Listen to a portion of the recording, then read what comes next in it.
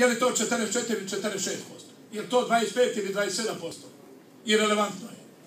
Mi smo danas pobjedili i položili test odgovornosti.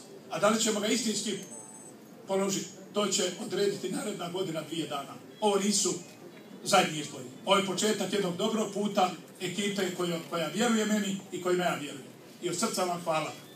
Posebno još jedan veliki pljesak za nas, da se moji prijatelji muškarci ne urede za 27 dana. Hvala vam još jednom. Mislim da se ne natežemo sa pitanjima. Ja sam pod jednim popio sam tableta, ja nisam u životu popio 2 tablete. Ja to rješavam trčanje. Višak energije, jer ja bi jeo živu djecu, bacao bi ljude kroz prozor. Ali ja to sve bacim na saziv. Ja sam čovjek koji ne priznaje poraz i koji se diže, klekne, padne i digne se. Ja sam takav čovjek, ja nisam idealan, ni savršen, ali vidite da smo najbolji. I takvi ne savršeni. Jer ja sa savršenima ništa nisam napravio. Popio sam tablete, idem i vidimo se ujutru na poslu. A ko dođe na trčanje, još bolje dušu.